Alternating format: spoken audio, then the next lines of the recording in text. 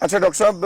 آپ اکثر پھلوں اور سبزیوں کے بارے میں ایڈوائز کرتے ہیں کہ جی یہ پھل اتنی مقدار میں استعمال کریں اور یہ سبزیاں اتنی مقدار میں استعمال کریں، تو اس کی کیا ریزن ہے؟ میرے محترم بھائی اور بہنوں، پھلوں اور سبزیوں میں اللہ سبحانہ و تعالیٰ نے بنڈل آف وائٹامنز رکھے ہیں،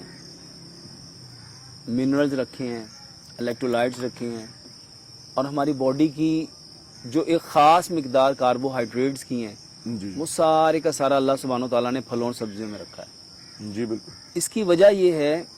میرے محترم بھائی اور بہنوں، اللہ سبحانہ و تعالیٰ نے ہمیں مٹی سے پیدا کیا ہے بالکل صحیح، اور ہم نے واپس مٹی میں جانا ہے، اور کل قیامت والے دن مٹی سے دوبارہ اٹھائے جانا ہے۔ بالکل ٹھیک ہے، ہم مٹی سے پیدا ہوئے ہیں تو اللہ سبحانہ و تعالیٰ نے ہمارے لیے جتنی چیزوں کو پیدا کیا وہ بھی مٹی میں ہے، بالکل، اور جتنی چیزیں یہ پھلوں کی فارم میں یا سبزیوں کی فارم میں یا ڈرائی فروٹس کی فارم میں ہیں، یہ ساری کی ساری مٹی سے ریلیونٹ ہیں، اور جو چیز مٹی سے نکلے گی وہ ہمارے اس مٹی کے بدن کو جس چیز کی نیڈ ہے اس کو پورا کرے گی۔ اور میں پھلوں اور سبزیوں کے بارے میں کیوں زیادہ کہتا ہوں کہ 70% آپ نے لینا ہے، کیونکہ ہمارا جو بدن ہے اس میں میرے محترم بھائی اور بہنوں، کیونکہ یہ مٹی سے بنا ہے، اس نے واپس مٹی میں جانا ہے اور کل قیامت والے دن مٹی سے دوبارہ اٹھائے جانا ہے۔ تو میرے محترم بھائی اور بہنوں، اس بدن کی ضرورت کو پورا کرنے کے لیے اللہ سبحانہ و تعالیٰ نے ان پھلوں اور سبزیوں کو مٹی میں رکھا ہے۔ بالکل صحیح، تو یہ جو پھل ہیں یہ اصل میں مٹی کے اندر سے ان انگریڈینٹس کو لے کے آتے ہیں، جی بالکل، چاہے وہ سیب ہے، چاہے وہ کیلا ہے، چاہے وہ امرود ہے، چاہے وہ آڑو ہے، چاہے وہ ناشپتی ہے، میرے محترم بھائیو، چاہے وہ گاجر ہے، مولی ہے، شلجم ہے، کھیرا ہے، چکندر ہے، یہ ان انگریڈینٹس کو لے کے آتا ہے مٹی میں سے جو اس مٹی کے بدن کی نیڈ ہے، اور یہ سب سے ایزیسٹ وے ہے، بالکل نہ تو اس کو پکانا پڑتا ہے، صحیح، یہ کوک نہیں کرنا پڑتا، جی اور پھر ایزی ٹو ٹیک ہے، اور ایزی ٹو ایٹ ہے، اور ایزی ٹو ڈائجسٹ ہے۔ بالکل میرے محترم بھائی اور بہنوں، پھلوں اور سبزیوں میں کیونکہ 80 سے 90% پانی ہے، زبردست، اس کا ہضم کرنا آسان ہے۔ جی اچھا، یہ کھانے سے کوئی فیٹ نہیں بڑھے گی، آپ کا کوئی کولیسٹرول نہیں بڑھے گا۔ صحیح، میرے محترم بھائی اور بہنوں، اس سے آپ کے جسم میں کوئی چکنائی نہیں اتنی آئے گی۔ صحیح، یہ وہ چیزیں ہیں